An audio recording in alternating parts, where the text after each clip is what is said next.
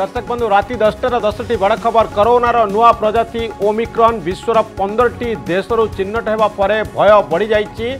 तेबे कोविड भूताणुर यह प्रजाति केते मारात्मक ता स्पष्ट होना आउ प्राथमिक तथ्य आधार रे सतर्क करिछि विश्व स्वास्थ्य संगठन हु।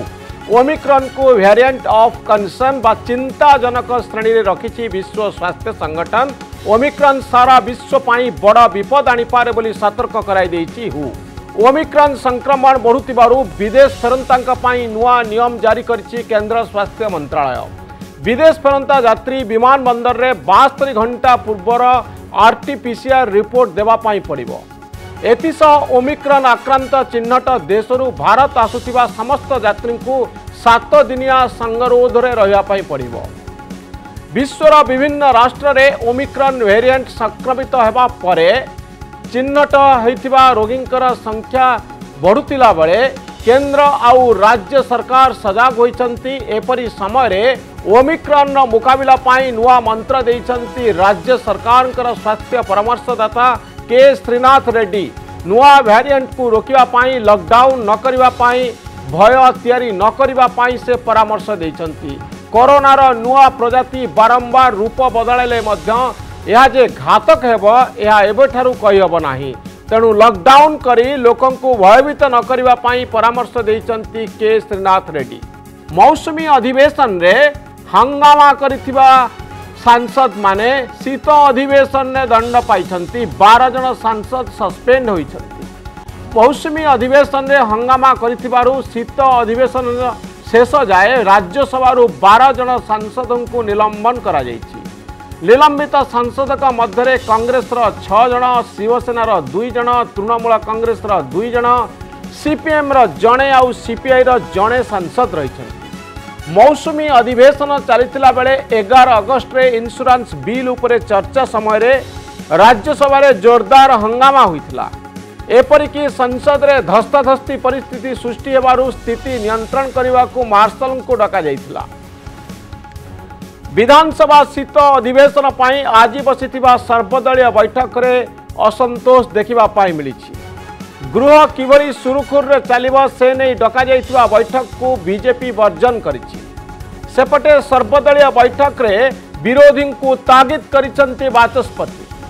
कहिसंती राज्यपालंकर अभिभाषण आउ प्रश्नकाल रे गृह रे हो हल्ला कले आईन अनुसार कार्यानुष्ठान नियाजिबो।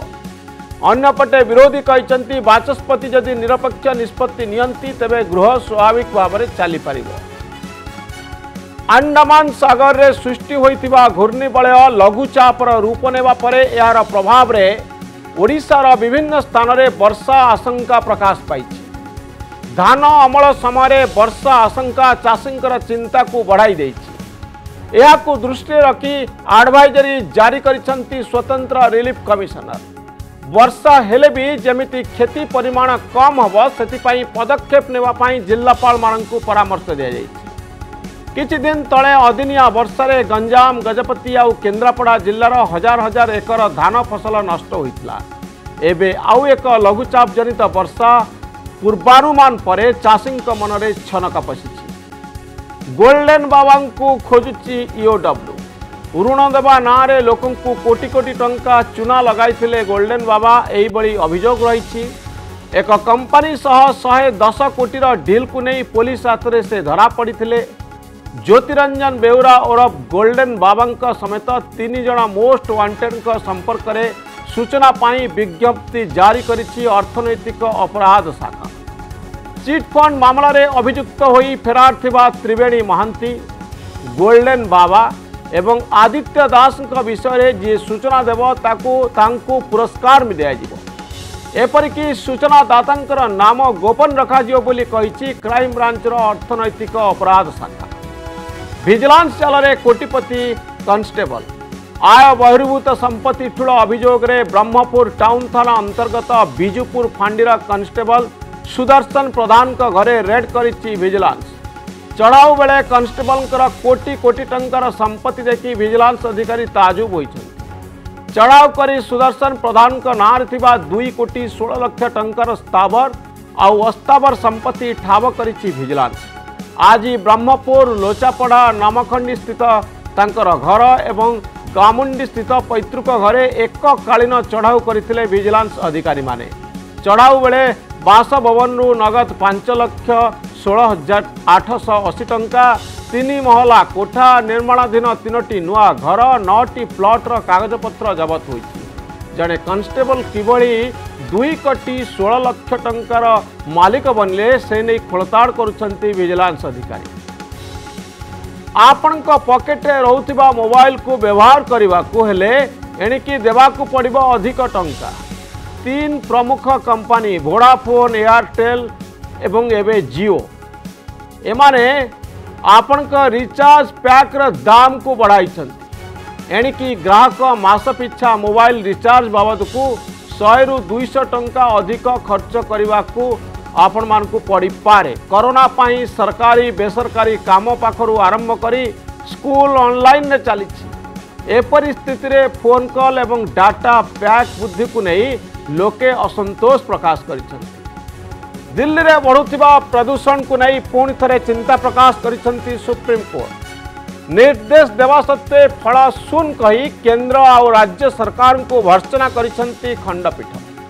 शुणाणी करी जस्टिस एनवी रमन्ना खंडपीठ कहते दिल्ली एनसीआर प्रदूषण नियंत्रण पाई कथा चली काम नुहे।